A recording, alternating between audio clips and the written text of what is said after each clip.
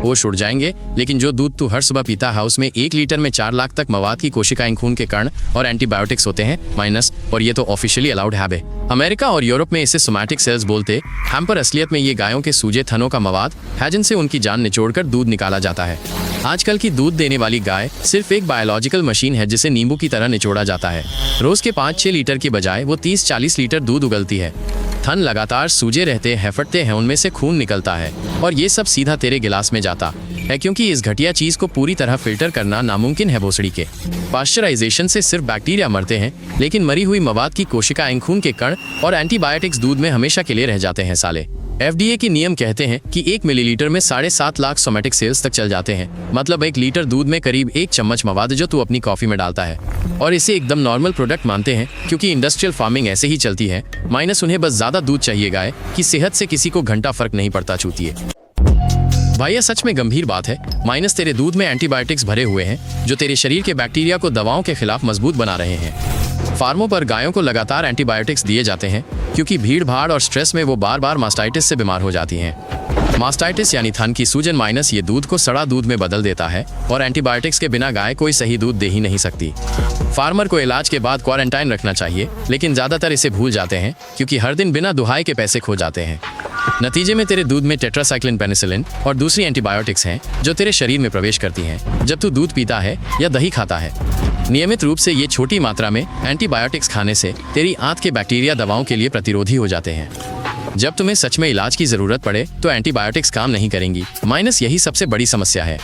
WHO इसे मानवता के लिए सबसे बड़ा खतरा मानता है, लेकिन डेयरी इंडस्ट्री अपना पुराना तरीका चलाती रहती है क्योंकि सिस्टम बदलना बहुत महंगा है। बस यार दिमाग खराब हो जाता है। दूध में हार्मोन की भरमार है जो गायों को 6 गुना ज्यादा दूध देने पर मजबूर करते हैं। अमेरिका में आज भी RBGH सिंथेटिक हार्मोन चल रहा है। गायों को इंजेक्ट करके उनसे सब कुछ निकालते हैं, यानी जानवरों के लिए डोपिंग।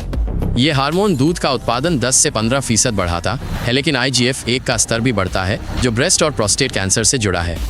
यूरोप ने 90 के दशक में RBGH बैन कर दिया, लेकिन अमेरिका में अभी भी ये चल रहा है और उनका दूध दुनिया भर में बिकता है। सिंथेटिक हार्मोन के बिना भी दूध में एस्ट्रोजन और प्रोजेस्टेरॉन भरा होता है क्योंकि गायों को प्रेगनेंसी के दौरान दुहते हैं जब हार्मोन का लेवल आसमान छूता है। जब तुम दूध या चीज खाते हो तो विदेशी हार्मोन की कॉकटेल पीते हो और ये तुम्हारे हार्मोनल बैलेंस को खराब करता है, खासकर बच्चों में जब सेक्स हार्मोन तेजी से बढ़ते हैं। कुछ स्टडीज कहती हैं कि लड़कियों में जल्दी सेक्सुअल मैच्योरिटी डेयरी प्रोडक्ट से आती है, लेकिन इंडस्ट्री को पाई आधा क्योरा नहीं है और गायों में हार्मोन डालते रहते हैं। भाई मैं खुद को रोक नहीं सका जब पता चला कि दूध में अक्सर खून की वजह से गुलाबी रंग होता है और उसे सामान्य दूध के साथ मिलाया जाता है। जब लगातार दूने से थन को चोट लगती है तो खून दूध में मिल जाता है, कभी इतना कि दूध गुलाबी या लाल हो जाता है। ऐसे दूध को गुलाबी या खूनी दूध कहते हैं और कानूनी तौर पर इसे बेचा नहीं जा सकता, लेकिन व्यवहार में इसे विशाल टैंकों में सामान्य दूध के साथ मिला दिया जाता है। पास्चराइजेशन बैक्टीरिया को मार देता है, लेकिन खून की प्रोटीन, एंजाइम और अन्य घटकों को नहीं निकालता जो तुम्हारे पैकेट में हमेशा के लिए रहते हैं। अमेरिका में गुणवत्ता के मानकों के अनुसार दूध में खून की एक निश्चित मात्रा अनुमत है और ये औद्योगिक उत्पादन में तकनीकी रूप से अनिवार्य माना जाता है। सोच, गाय को दिन में 3 बार विशेष मशीनों से दुहा जाता है, थन लगातार दबाव में होता है, त्वचा फटती है, निप्पल से खून बहता है और सब कुछ दूध की सामान्य टैंक में जाता है। फिल्ट्रेशन तकनीकें बड़े कण हटाती हैं, लेकिन खून के सूक्ष्म घटक गुजर जाते हैं और उस प्रोडक्ट में रहते हैं जो तुम दुकान से खरीदते हो।